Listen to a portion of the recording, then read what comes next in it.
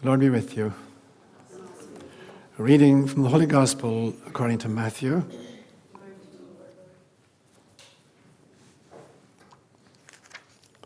So I've chosen this reading because it speaks about self-transcendence, which is the ultimate stage in evolution. So reading from the Gospel according to Matthew. Now, when Jesus saw the crowds, he went up on the mountainside and sat down. His disciples came to him, and he began to teach them. He said, "Blessed are the poor in spirit, for theirs is the kingdom of heaven. Blessed are those who mourn, for they will be comforted.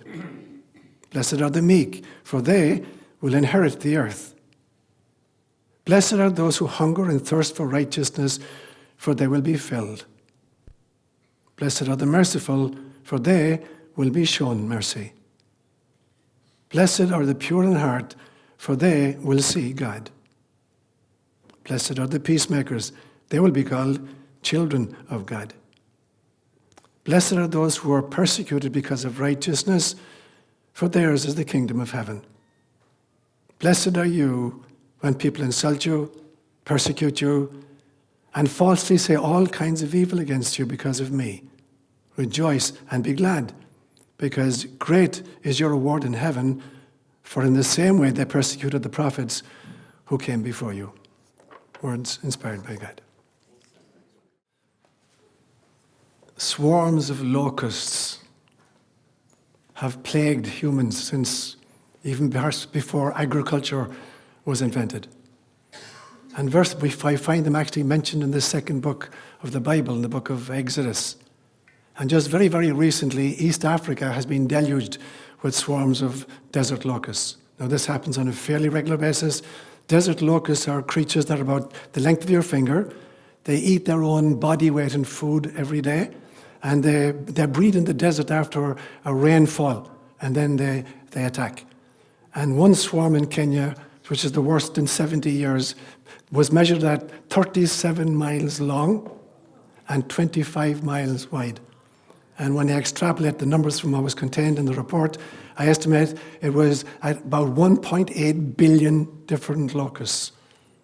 And they eat their own body weight every day, which is the equivalent of eating, in one day, what 90 million human beings would eat in one day. And they're deluging East Africa at the moment. Kenya, Somalia, and Ethiopia, but Kenya particularly. Now, as I was reading this article, I began thinking, for some strange reason, how do locusts operate? Is there some kind of a group mind so that they move as a unit? Or are they just like the Blue Angels, that they do synchronized flying? That they're so good that the guy looks at his left and then his right, and above him and below him and in front of him, behind him, and he gauges what the other guys are doing, and he flaps his wings, and they all fly in synchrony? Or is there some kind of a group mind? So is there individual self-awareness, and that they're just very, very good at reading directions and operating in synchrony? And if so, how do you account for the fact that you take this one group 37 miles long? What's 37 miles from Palo Alto? Anybody? San Francisco? Okay. So starting here to San Francisco, I'm extracting right across to the coast and inland. That's how big this swarm is. They blot out the sun. Now imagine they'll eat anything that's green. They land in an area. So the first guy is 37 miles ahead of the back guy, and the guy over on the left is 25 miles away from the guys over on the right, and they're packed densely in between. And they eat everything underneath them. So when they've finished eating and they start flying, how do they figure out where to land next? Is there some leader? So if the leaders go just a mile, then the first mile of locusts have new food. But the last 36 miles, they have nothing to eat because they've eaten that already. So who decides how far ahead to go?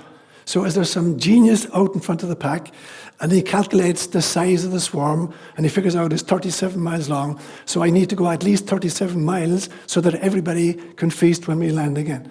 So is there some genius who's organizing this entire locust? So is there some kind of a groupthink or a leader that's organizing and orchestrating this whole movement? So it set me thinking about the whole business of consciousness and self-awareness. And that's what I want to talk about today. And I'm not sure how many main points I'm going to make, because When I was working on this yesterday, I figured I was going to make 5 main points. And then on the way down this morning, for some reason, every time I pass the Golden Gate Bridge, new ideas come.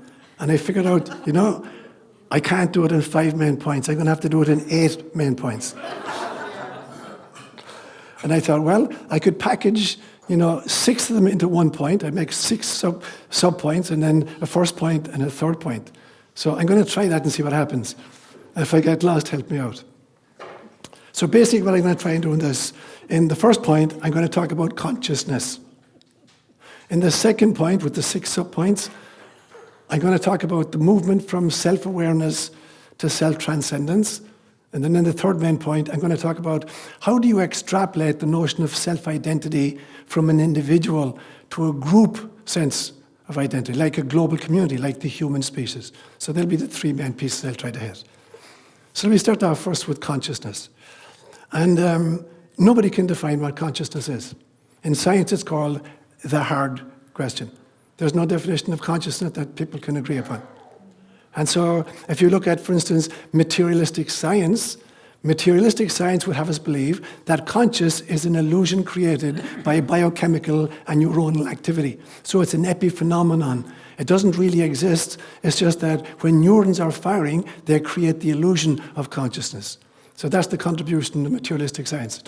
Consciousness doesn't actually exist at all. It's an illusion. Psychology hasn't done much better. In spite of the fact that psychology literally means, from the Greek, psyche, logos, means the study of the soul. So psychology is the study of the soul. But in the course of the evolution of psychology over the 20th century, it abandoned not just the soul, it abandoned consciousness. So when you get, for instance, to behavioral psychology, represented by Pavlov and B.F. Skinner, the belief system is that we carry some kind of a black box between our ears, and we're just programmed by rewarding or punishing behavior. It's called behaviorism. So you can create any outcome you want by either rewarding or punishing particular behavior. So in some senses, psychology has lost its way as well. At least behavioral psychology has. Gratefully, transpersonal psychology kind of remedied that. Then you look at the mystical traditions throughout history, all the ways from the great Vedic literature of India right down to kind of a modern Christian contemplative practice, and including the great works of Sufism, and look at the St. Thomas Aquinas and people like that. And so these tell us that somehow consciousness, ultimate consciousness or source, is God, and that everything else in some senses is a coagulation or a manifestation or an emanation from that, main consciousness. And that would be my own belief system as well, that somehow everything that exists, even from physical matter to angels, is a manifestation of this. It's a kind of a holographic fractal. It's the same pattern repeated at different scales, all the ways up and all the ways down, all the ways back to source, whom some people will call God, and all the ways right down to the atom. We're going to go from an atom to a molecule, to a cell, to an organ, to an organism, to a family, to a culture, to a species, to sentient, to all life form, to God ourselves. So in the entire spectrum is consciousness fractalized holographically all the ways up and all the ways down. So that would be my own kind of hit on consciousness. But nobody can agree even what consciousness is. So that would be my first point. That's the difficulty with consciousness. Most of us have an intuitive understanding of what consciousness is because we're conscious beings. I think, therefore I am. The very fact that I can think means that there's some sense of me-ness there that's conscious of self and others. But I wanted to try and trace the evolution of a sense of self, all the ways from self-awareness to self-transcendence. And I'm going to suggest that it happens in 6 different stages. There may be a lot more, but at least 6 different stages. So I'll mention what they are, and then I'll extrapolate a little bit. So firstly, there's self-awareness. Beings have a sense of self at some level. Very, very quickly, this becomes stage 2, selfishness. Stage 3 is self-regulation. Stage 4 is self-reflection. Stage 5 is self-transformation, and the final stage is self-transcendence. So let me walk through those 6 stages then, slowly. So I believe actually that everything that exists has some form of self-awareness. Everything from rocks to angels. I believe that in some senses, even a rock has a sense of self, because it's responding to environmental conditions in very, very interesting ways. It's responding to rain or to snow or to wind. So there's some reaction to environmental changes. So that for me bespeaks some level of self-awareness that the rock is manifesting or responding or reacting in particular ways to particular kind of stimuli. And you find that, rocks have personalities. Different rocks have different kinds of personalities. The way in which, for instance, sandstone and granite respond to rain is very, very different. And so there's like a personality with different kinds. So there's some kind of self-awareness, even in something as rudimentary as a rock. It's reacting and responding to environmental changes. Now, if you move up the scale a little bit from that, animals definitely have a sense of self-awareness. And so, for instance, a lion knows it's a lion in a sense. It knows what it needs and what it wants. And so a predator knows he's a predator. He's looking for food. And a prey knows he could be lunch if he doesn't look out for himself. So there's this sense of self-awareness even in an animal itself. They're constantly aware that there's something needs to be fed. And typically, at that level, they're interested in self-survival and self-reproduction. They're the two great drives in an animal, to preserve the self and to replicate the self in some way. And all animals right up and down the chain, they have that sense of survival and reproduction. So there's an awareness very definitely in the animal. When you move up the chain then to humans, and you look not just even at the entire organism, but particular organs within, does a heart have a sense of itself? Does it at some level know it's a heart? Or is it just that the organism, that you who have a heart know that you have a heart? Or does the heart itself have an intelligence?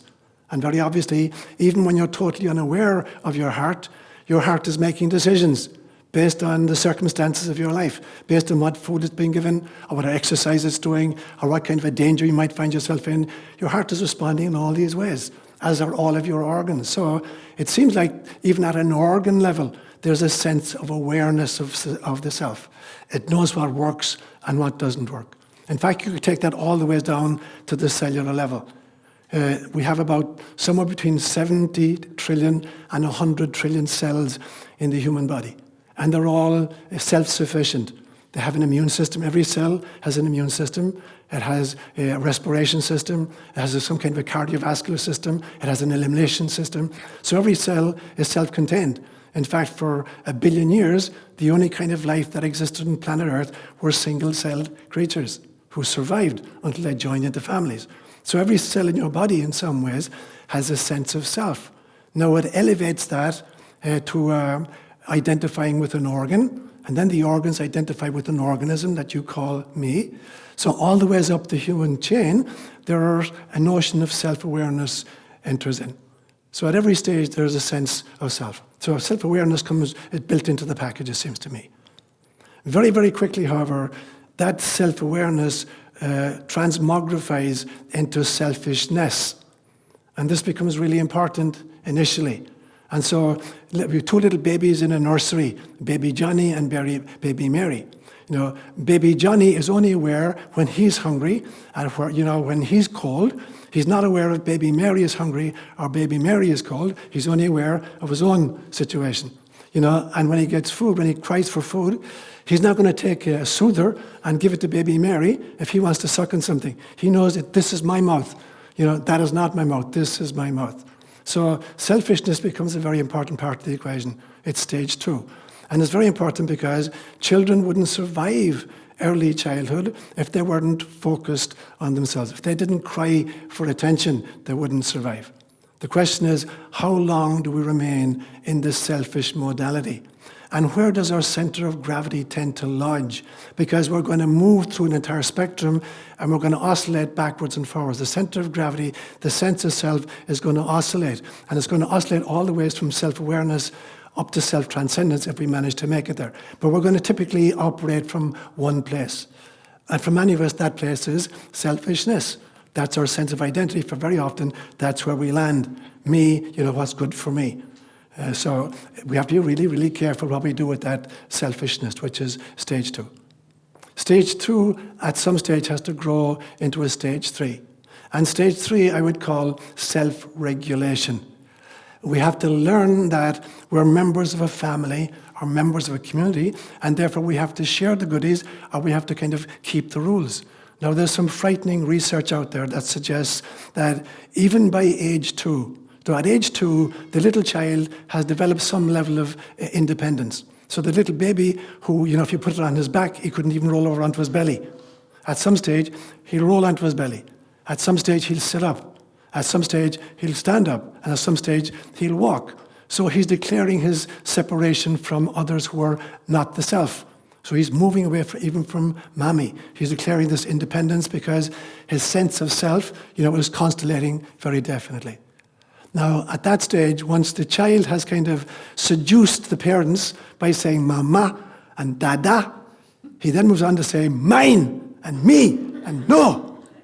So at that stage, there's even a further separation, and the child now is separating. Here's me, and there's not me, and I'm looking out for number 1 here. And what the literature suggests from social psychology and developmental psychology is really frightening. Kids who at the age of 2 are biters, who hit and who steal and beat up other little children, if they're not socialized, by age 4, they're almost incorrigible. Because for the first 3 or 4 years, little children are socialized by their parents, and they have to be taught to self-regulate. And if kids don't learn how to self-regulate, they bring that behavior when they go to play school, or kindergarten or whatever, and kids are not going to hang around with them. So from age 3 onwards, most socialization is done by peers, not by parents anymore, but by peers. This is what the research suggests. So if I'm a child with really bad behavior who hasn't been taught to self-regulate in any way, and I start beating other little children and stealing their food and whatever, those kids won't want to play with me. So now I get isolated and I get boycotted, which means I don't get socialized. So age 3 or 4 or 5 or 6, I haven't been socialized, and I'm probably not going to get socialized because nobody wants to hang out with me. And these are the kinds of kids who wind up, in Columbine, shooting up, a schoolyard of other kids. They wind up in our jail system because they've never been socialized. They weren't socialized by their parents, and they couldn't be socialized by their peers because people didn't want anything to do with them because of their behavior. And so self-regulation becomes a hugely important part of the child's upbringing. Now, by about age 7, a child can be taught to self-regulate, primarily through 2 injunctions, through rules and through roles. You're told you can do A and you're not supposed to do B. So we learn the rules and we learn particular roles. We're assigned particular roles in a family. You're the intelligent one, or you're the singer, or you're the athlete, or whatever. And so we're assigned roles, even in the family, and certainly in society. And we grow into these roles, and we keep these rules. But it's a learned morality. It's not really our own yet. We've just learned rote. You can do A, and you can't do B. We still haven't internalized it really, really great. So we're still at the level of self-regulation. Self-regulation has to morph into the next stage after that, I would call, self-reflection. Now at about age 12 or so, and it's interesting, it happens at the same time that we're going through a kind of a hormonal remodeling. So the little 9 or 10-year-old child is now going through puberty and has a huge effect. Now, for the first time ever, kids can really self-reflect. They're not just learning rules or being assigned roles. They can think stuff through for themselves. And if they're on track, they can begin now to critique their own performance. They can now begin to own what's of value and what's not of value in their own behavior. And moreover, they can begin to critique the values and the behavior of the family in which they grew up and the society of which they are a part. And at this stage, You find a lot of kids are difficult because, firstly, they begin to see the inadequacies of the system which is raising them, sometimes even the hypocrisy of the system which is raising them. And often they find that the people whom they obeyed and even admired are acting actually in hypocritical fashion, either within the family or in the general culture. So this is a real difficult time of our growth. This is the time now which we're going to make a choice for transformation or for being stuck. And during all this period, our center of gravity, of identity, is still oscillating between selfishness and the desire to be better than who I am currently. And so at this stage of self-reflection is where I examine the ways in which I live myself, and I look around at how my society is operating, and I may start making critiques of both. If I'm really committed, it'll lead to stage 5, which is self-transformation. Now I can see the inadequacies in myself, I can see where I need to grow, and I'm committed to making those kinds of changes. I'm committed to some kind of a discipline which will bring me into alignment with my true nature. And at this stage, that prophets are born, and prophets get killed at this stage. Because prophets start doing that for the culture, where the individual is doing it for the self. So the movement from self-reflection to self-transformation is huge. There has to be a commitment to an inner morality, not a morality of rules and roles I've learned, I've been assigned, but because at the core of my being, I understand this is who I am. So self-transformation then becomes the 5th stage of this process. Now there's a final stage even beyond self-transformation, and that I would call self-transcendence. The self-transformation stage is Christ saying, first take the log out of your own eye before you attempt to take the splinter out of your brother's eye. So you have to learn to transform yourself before you can adequately or meaningfully begin to transform society. A lot of people out there who want to transform society, but they're not interested in personal transformation whatsoever. You can't skip a stage in this process. You can't go from self-regulation to self-transcendence without passing through self-reflection and self-transformation. But a lot of us attempt to do it. And so if we now are committed to self-transformation, and we really believe this is why I took the Beatitudes this morning as my text, because the Beatitudes for me, when you get to the stage of self-transformation, they're not just a nice little reading from Scripture. They're actually a blueprint and a template for how you actually live your life. And when you put that in place, extraordinary things happen individually and in society. So it morphs then into stage 6, which is self-transcendence. And this is the realization that any notion of separate self is basically an illusion. It's just an artifact of incarnation. And that basically there is only God. Everything that exists is a manifestation of the divine. Everything is simply a spirit in a spacesuit. And so we're looking now at the realization of the Namaste, the divine in me, recognizes and honors the divine in you, because ultimately there is only God. God is experiencing herself as a mountain, or God is experiencing herself as a flower, or God is experiencing herself as a puppy dog, or as a human being. It's God experiencing in all facets. And that self-transcendence then allows us, to disidentify with the particular spacesuit. There's a notion in Buddhism which is called Turiyatita, which is the realization that you have to be both the observer and the participant. You have to be the observer in the sense that you retain a self-awareness which is your divine essence. So you're not going to get seduced by the spacesuit that you're wearing or the spacesuit that anybody else is wearing. You're in a witnessing state, and you're witnessing what's happening down there, but you're also a participant in what's happening down there. So you're wearing a spacesuit, and you're interacting with other beings who also have spacesuits, and you have to honor that and operate through that, but at the same time not get identified with that. So it's a whole series of disidentifications with previous senses of self and re-identification with a greater knowledge of who you are, until finally you realize that you don't actually exist at all, that really it's God playing all the roles.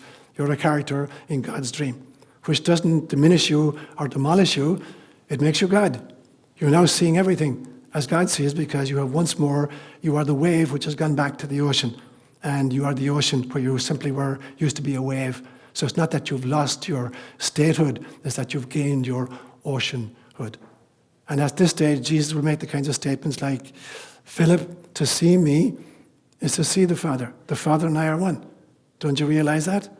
If you see me, you see the Father. If you see beyond the spacesuit, if you see to the core, you realize you're talking to the Father. And when I speak to you and I see beyond your spacesuit, I realize I'm talking to God. It's at this stage that Jesus will make the remark that almost cost him his life earlier than his crucifixion, when he said, before Abraham came to be, I am. He didn't say before Abraham came to be, I was. He said before Abraham came to be, I am. No, Abraham lived about 1850 years before Jesus. And at this stage, the crowd took up stones and they wanted to kill him for making himself God. But Jesus realized that the core of his essence was that he was divinity having a human experience. And this is not an egoic trip. There's a huge difference between that and a narcissist. A narcissist conflates the ego with the soul. The avatar realizes that the soul is the essence which dissolves finally into the ocean, which is God. So on that journey then, finally, the final stage of the self is the no self. The self is gone and there is only God. And you are God. So you're having all the experiences that God is capable of having. It's not that you have nothing left, so you can't experience anymore. It's that you experience everything because you are everything. So that'll be my second main point. So the third main point I want to make then is I want to extrapolate from that model that I've suggested, the 6 stages of self-evolution. And I want to suggest that what's true of the individual is also true of society at every level, from the family to the culture to the nation to the species itself. You can extrapolate those 6 stages and begin to examine the evolution of life on the planet under those 6 stem pieces. So very, very obviously, society, at any level, just for the grins, let's just take, the human species. The human species is aware of itself as humans. So there's a self-awareness that's present, as a species, not as individuals, but as a species. We recognize other human beings. Even though we share 98.4% of our DNA with chimpanzees, nobody is going to mistake a chimpanzee for another human being. So there's a knowledge, there's a self-awareness we have as a species that recognize members of our species are members of other species. So there's self-awareness there from the beginning. There's also selfishness there from the beginning as a species. And so we tend to grab resources as a species. We tend to regard the world, and the animals of the world as resources to feed us or to work for us or to make clothes for us or whatever. So we have this extraordinary selfishness even as a species, let alone as individual people. Now, at some stages, as a species, we have to learn how to self-regulate. Because if we don't self-regulate as a species, then we demolish our resources and there's nothing left for us to eat. So, nomadic peoples realize at some stage you've got to move on from a location because you've depleted the resources where you were. So there's some method of self-regulation as a species that allows us to have a meaningful relationship with the quote-unquote resources. Now, we're still stuck at that place in my opinion. We haven't progressed far beyond that as a species. I'm not talking about individuals within the species. But mainly as a species, we're still stuck in the stage of selfishness, bordering on the notion that we only self-regulate if we're destroying the resources that we need. So we're backing off, not because we've transcended, but because we're diminishing the resources, and therefore we're going to wind up dead. So as a species, we haven't really gone far beyond the selfishness or the self-regulation stage. Now, what about the self-reflection stage? Again, I'm talking as a species now, not individuals within the species. As a species, there's almost no self-reflection happening. There's almost no effort as 7.8 billion human beings to self-reflect and find out, how are we doing life on planet Earth? Is it working? Is it good? Or is it bad? There's almost no self-reflection going on. There are people within the group who are doing it. There are prophets among us who are doing it. But as a species, we haven't reached that stage of self-reflection. And we certainly haven't reached the stage of self-transformation, where we're very, very seriously, as a species, trying to align ourselves with who we really are. We've taken this statement from the book of Genesis, where God allegedly gave human beings radah over nature. The Hebrew word is called radah. And radah can mean 3 different things.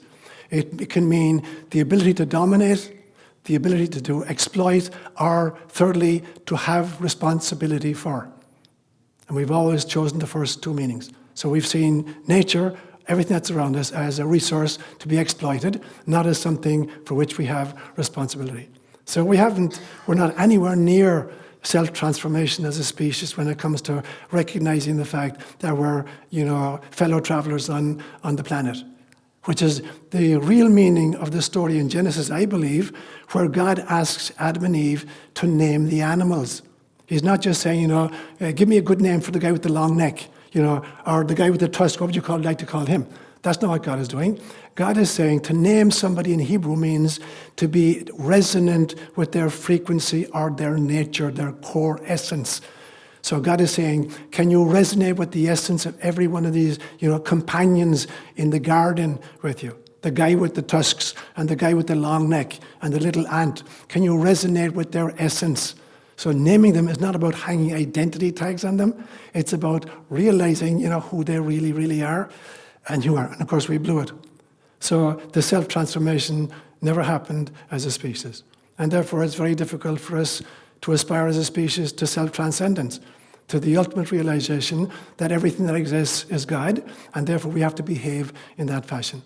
So although there are individuals among us, and there have been, who've been really great prophets of every one of these phases, there are people who've taken us from selfishness to self-regulation. There are people who've been taking us from self-regulation to self-reflection.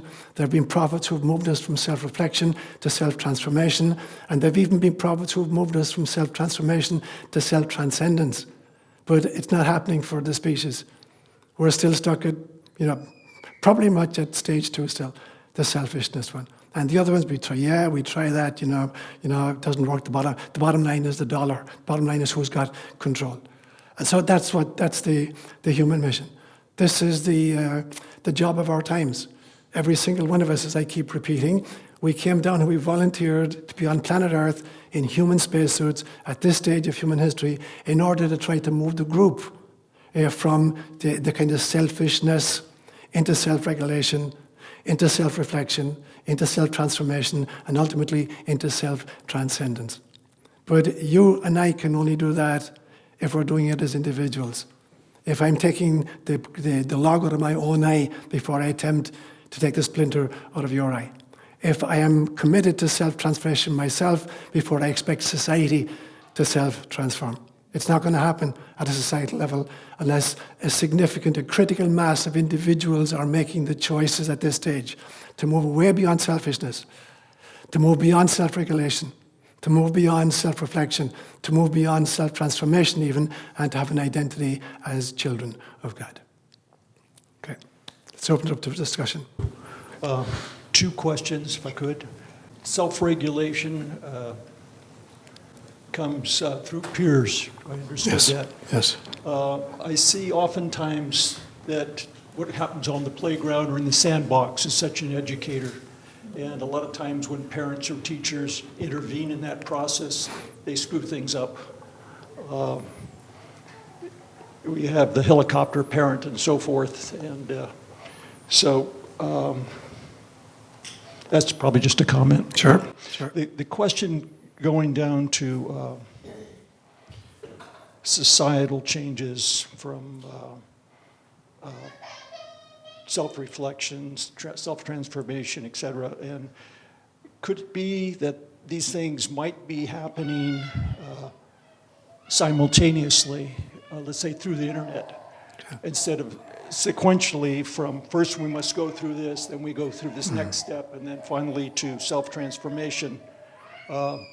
Might all these things with the television shows on all the various nature shows and just the massive communication that's taking place help bring about these things almost simultaneously? Great question, Joe. My own personal belief system is that while we can be kind of exposed to the different stages and realize what the different stages would look like in the personal journey of the individual and in the journey of society, you can't skip a stage. Any more than a little child can start, talking before he's walking. It's built in. What's the phrase they use in biology? Ontogeny recapitulates phylogeny, which literally means ontogeny is the evolution of the individual, and phylogeny is the evolution of the species. So if we look at the evolution of human beings, we came from single-cell creatures, and then, we were like little fish inside in the mother's womb swimming around, and then we were born. So we go through, at one stage we're a single cell, we're a zygote, the union of a sperm and an egg is a single cell, like the creatures that existed 3.7 billion years ago. And then at some stage we were aquatic animals, we swam in the amniotic fluid, we still had tails. At some stages we drop the tail, we become kind of land animals, we're born onto land, but we're four-legged creatures, we're crawling around on all fours. And then at some stage we stand upright, we're Homo erectus at some stage. And then at some stage we begin actually speaking, and we're Homo sapiens. And so the individual child recapitulates the entire phylogenetic evolution of the species. And I think this is the same about our spirituality. There's a movement in spirituality where we can't skip a stage. Even if we're aware of what the end result may look like, we still have to take the steps that get us into the place, because having a theoretical understanding of a situation is very, very different from actually growing and becoming each of the stages in between. Yeah, great question, Joe.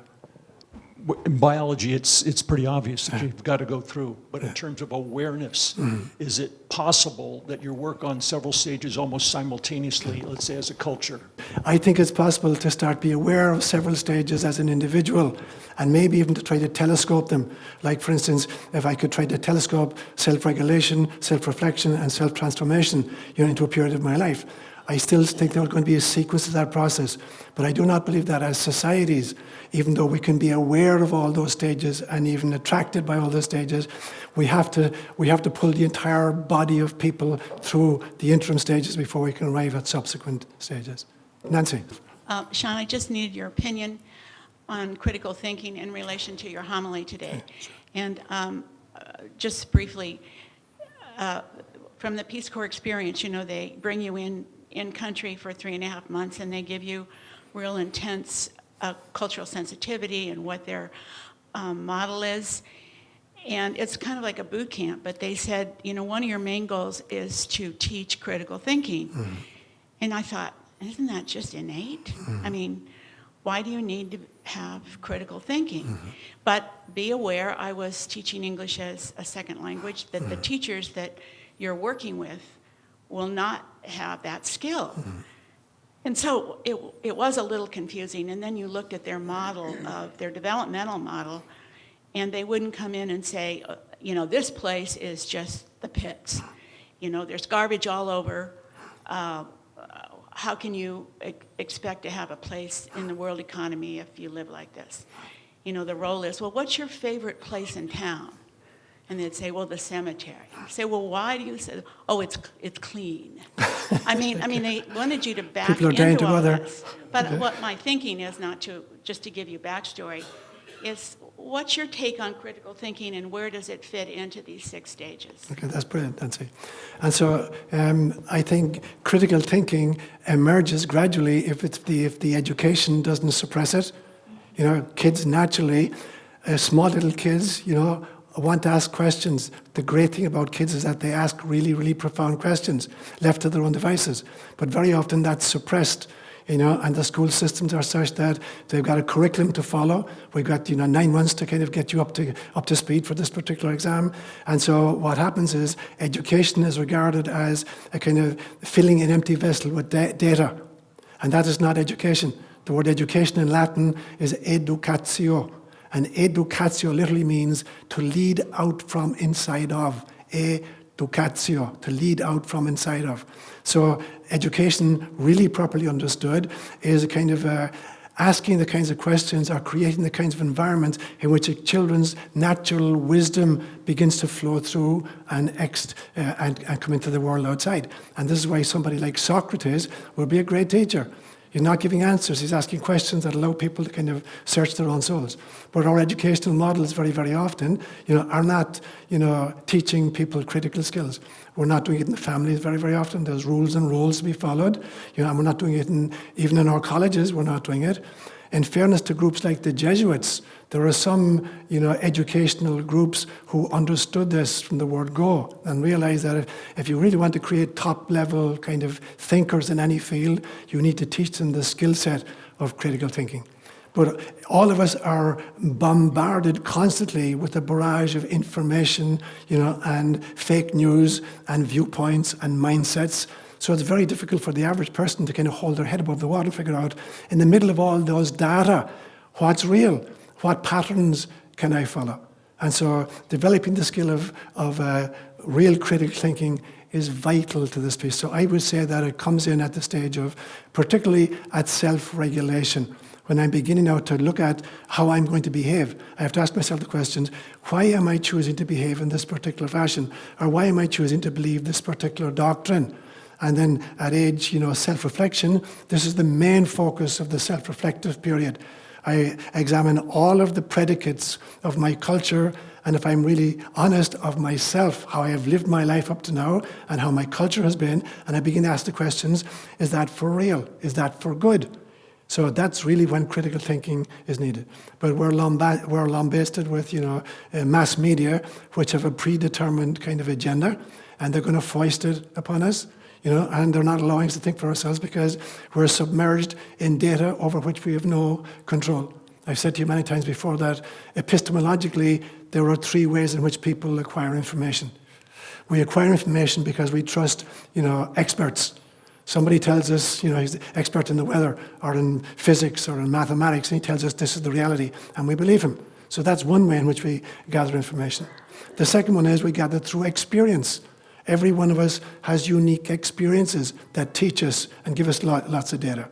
And the third one is we figure stuff out for ourselves. We begin to put pieces of the puzzle together in new ways. There was a guy who won the Nobel Prize for medicine, I think in the 1970s, a guy called Ilya Prigogine. He was a Russian-Belgian biochemist, and he won it for a system which was called dissipative structures. He solved an equation in science which had been boggling science for over 100 years.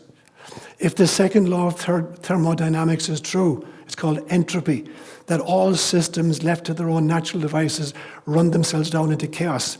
You put a bike out in the rain, it'll rust. You put a cup of coffee on the table, it'll cool down to room temperature eventually. So how, if entropy is the law, how can there be more and more complex life forms emerging? It didn't make any sense. How can you have both? Either things are running down into chaos or they're becoming more and more complex. And he solved it in his own laboratory by looking at crystallization. And what he figured out was that he called it dissipative structures, that you don't need to introduce any new elements to the mix. All you need to do is reconfigure the existing elements in order to create this jump in complexity. So imagine you have a jigsaw puzzle and there's 5,000 pieces and you put them on the table and you just force them to come together. And you've got this higgly-squiggly with lumps in the middle, and there's no sense whatsoever to it. Everything that's there is necessary. And everything that's necessary is there. But they're wrongly combined. So you have to have the courage to disassemble them, and then reorganize them and recombine them in a different fashion. And if you do it really, really well, finally the picture on the box emerges. And it's a two-dimensional, flat, plane surface. That's what his thinking was about. So we have to constantly do that for ourselves. We have to rearrange the data of our experiences. This is what I mean. The third way of epistemologically knowing stuff is by figuring it out for yourself. Take the pieces of the puzzle, and you've got billions of pieces of the puzzle. Rearrange them in a different way. Rearrange them in a way which allows the face of God to shine through everybody. Everybody. My family, myself, and my enemies. Allow me to see the face of God in all those people, and then I have the right configuration of the jigsaw puzzle. So there's three ways. I can believe the experts, I can believe my own experiences, or I can figure stuff out for myself. And that is critical thinking. Yeah. Johanna, and then Margaret. Since I moved into my new house, my dog very consistently, 15 minutes before I come home, starts to pace if I'm gone for more than an hour. James has every single time.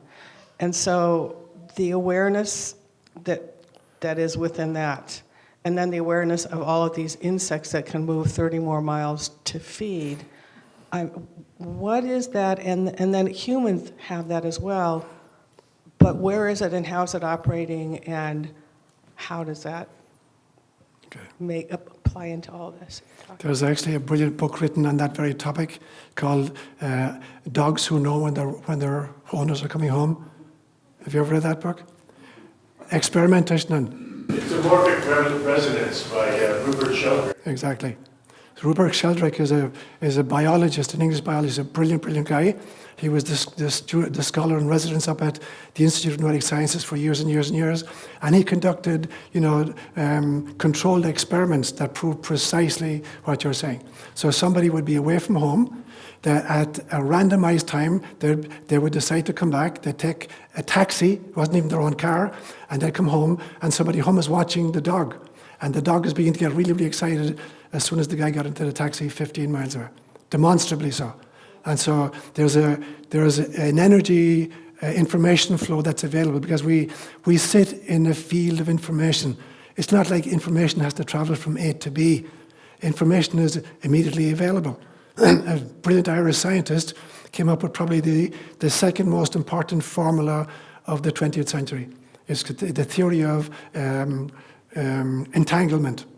A guy called John Bell, probably the second most important physics theory of the 20th century, which shows that subatomic particles which are joined at some stage and then sent off to opposite ends of the universe are in communication, quote unquote, in such a way that any change in one of them immediately creates a change in the opposite one, at a way beyond the speed of light, subliminally, superliminally at least. And so I believe that we're embedded in a field of information. It's not that information has to travel from A to get to B. So we know, for instance, in physics as well, that in an atom, electrons appear and disappear at various stages. If an electron goes from A to B, it doesn't occupy all the spaces in between A and B. It appears at A, disappears at A, and then appears at B without ever traveling in between A and B. And so something like that is happening macrocosmically, that we're embedded in an information field. We're embedded in kind of the divine essence. And so anything embedded in the field that has the antennae to kind of read from the field is instantaneously aware of all the information embedded there. I told you one time one of the most important spiritual experiences of my life was in 2006, where I underwent a 4-hour hypnotic regression, to find out, my last incarnation. But what happened was I had this experience of being in what I call the threshold room or the launching pad with souls who were volunteering for incarnation all over the universe in different dimensions, not just on planet Earth. And there was some kind of like an angelic guide, so that any idea from anybody in that space was instantly communicated to everybody in that space. So like we were embedded in this field. So anybody having any idea at any stage, no matter where they were destined for, that information was immediately available to everybody else. That's the underlying reality. Incarnation puts kind of constraints and limitations on our ability to access that. But, those kind of limitations can be overcome. And animals who don't have linguistic skills are plugged in at a much deeper level. So I think, for instance, this great story in Genesis of the Tower of Babel, where allegedly humans are trying to build this tower to reach heaven. And the gods are really upset. So they decide, let's go down and confuse their tongues, because allegedly they all spoke a signal language. And the gods come down and they confuse their tongues, and now in the 20th century we were speaking 7,000 different languages. Is that actually what happened? I don't believe it is. I don't think that is we spoke a single tongue and then we divided up into different dialects. I think what happened is at one stage we didn't have linguistic skills. We were telepathic. We could download entire dumps of information from one mind to the other. And what the gods did, they gave us language. And that really screwed us up. And now we have to try to filter this download through verbiage. And we lose 99.9% of it in the process. Animals don't suffer from that. So animals have a connection with their telepathic abilities that we human beings have tended to lose. Yeah. Margaret, you were next. Consciousness. You started out with a rock, and nobody could convince me that the rock has consciousness. So then you went on, and we got to God, and you're with nothing. So the way I see it is, the rock starts out with nothing, and then everything progresses towards God. Okay, so you start out with the rock, and in my mind, there's no consciousness in there. If the rock moves, the rock doesn't have legs and move. Something has to move it. Okay, then we go to plants. Plants look at the sun and, a Orient. sunflower. Yeah. It can do that, but it can't move itself. But then when I'm thinking that, okay, there are lines that move, but that's not like taking up the roots and moving. So we go to animals, and animals have feet and they can move around, but animals also can think, I think. And then we go to human beings, and then we go towards God. So we start out, in my mind, with the rock with nothing, and God with nothing. So God with nothing or God with everything? So, sorry? yeah, go ahead. No, did you say God has nothing or God has everything? Well, you said nothing. Yeah. No thing. No thing. Very different, Okay, very no different. thing. So I'm not convinced of everything you said. I don't blame you, Margaret. I don't blame you. So it's just a question of how do you define consciousness, and levels of consciousness. Obviously, the way in which a rock behaves, and the way in which a flower behaves, and the way in which a leopard behaves, and the way in which a human behaves is very different, because the level of self-awareness is very different. But the consciousness, the underlying intelligence, that allows it to respond to the environment, that's intelligence as far as I'm concerned, and I'm going to call that consciousness, not self-aware in the sense that you can say, oh, look at me, I'm a rock. But we use rocks, for instance, in crystals, we use crystals for radio transmissions. So there's something about some rocks, at least, that have the ability to be transmitters of information. But your theory is great. Yeah, well, okay, you talk about organs. Yes. Yeah. I mean, there's an essence in, the word. There's an essence in the heart, or in the liver, or in whatever. And it does what it's supposed to do, not necessarily that it's thinking of doing that. I mean, consciousness, So who's making the determination how a heart is going to respond to an the environment? heart is. The heart is, okay, so it has consciousness. Yeah, I know that, but okay, I don't look at it as consciousness. I'm sorry, I haven't convinced you of that. Okay. Okay. If it's making decisions about its own health, you wouldn't say that's a conscious, choice? Okay. I can understand. I mean, this is why it's called the hard question. You've got a theory, and that's great. I got a different theory, and it's good too. Yeah, that's what I mean by critical thinking. Think about stuff for yourself. Accept what makes sense to you. But there have to be some kind of guideposts. The theories you come up with, are they moving you to self-transcendence? Are they keeping you stuck? I'm not saying yours is keeping you stuck or mine is liberating me. I'm saying is critical thinking means we have to examine our theories and ask these basic questions. Are they moving us into love and compassion? Are they moving us into separation, and selfishness? I think Ingrid was next. Just a comment about the heart. You've heard of those cases where people have received heart transplants, and they actually retain memories and desires and programs from another transplant person. So that's always a fascinating thing about consciousness of the heart. Right. So I've always been interested about mind control and control of the mind. And because we have a reptilian brain, that's our autonomic nervous system, and it's constantly scanning our bodies, each other, the environment. Is it safe? Am I safe? And so the reptilian brain controls the id and the ego. And it's always about fear or fight Anger. or flight, right? So that's a really big thing to overcome because it's just there, and it gets programmed very early.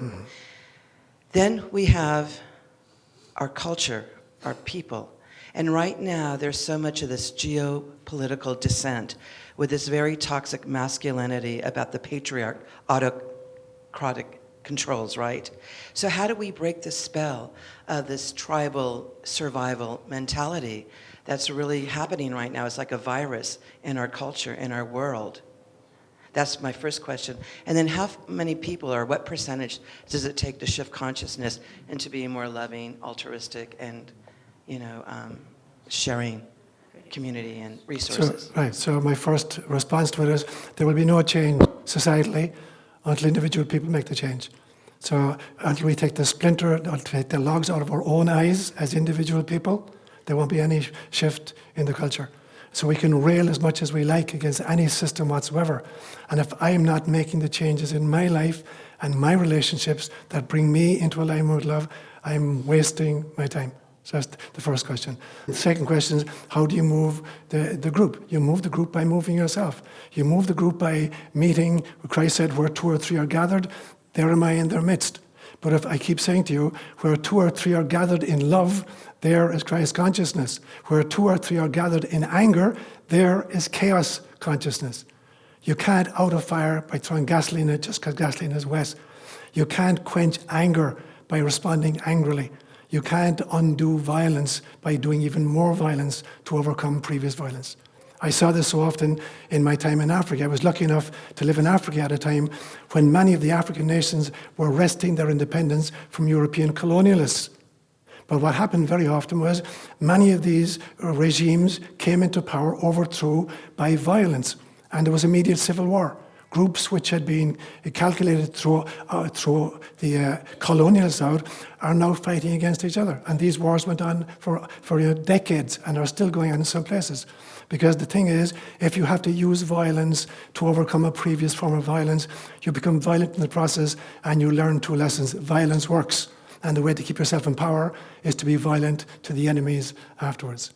Idi Amin killed 300,000 of his own people. 300,000 of his own people. When I was living in Kenya, the biggest lake in Africa is called Lake Kisumu. And it serves Kenya, Tanzania, and Uganda.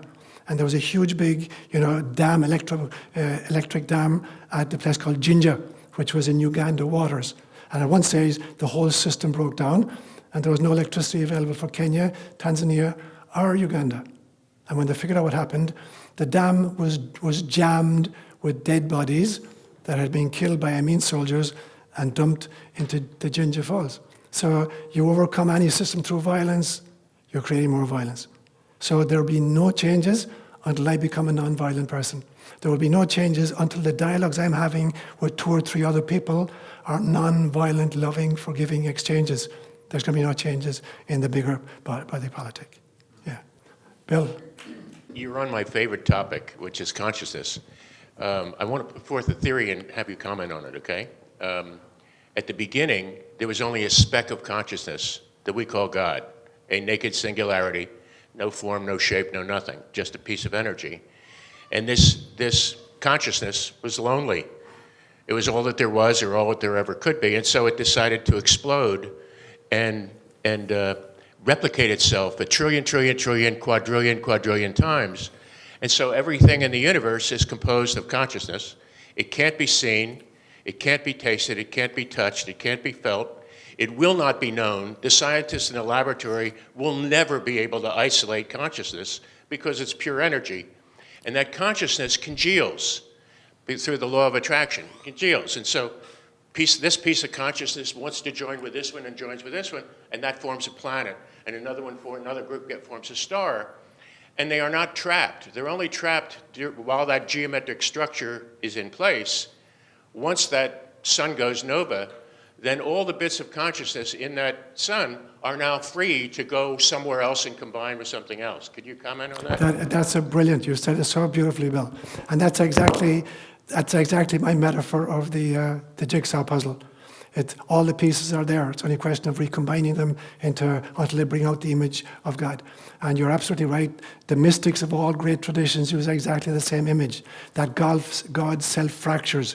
You find it in the Kabbalah. You find it, in Christ saying, I and the Father are one. That ultimately, I've used the image of a beehive. that the bees who go out to gather pollen and stories come back to the hive, and everybody experiences. So the queen who's sitting in the hive and isn't traveling is getting the benefits of all the travels of all, the individual bees. So every single one of us is a way in which God experiences, including rocks. God experiences himself as rocks. God experiences himself as flowers. God experiences ourselves as a kitty cat. God experiences ourselves as human beings. Everything in the manifest realms is a splinter of consciousness that sometimes has been incarnated. Sometimes it's not. I'm sure there are angelic beings or interdimensional beings who don't even need physicality in order to kind of activate their consciousness and still have experiences. But ultimately, it's God having these experiences. So I keep saying that instead of a trinity, we should talk about God as a quaternity.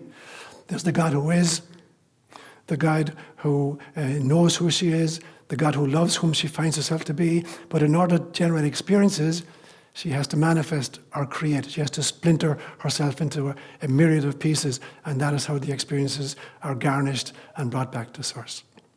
Let's leave it at that because it's only 1:15. Thank you so much, guys. Thank you.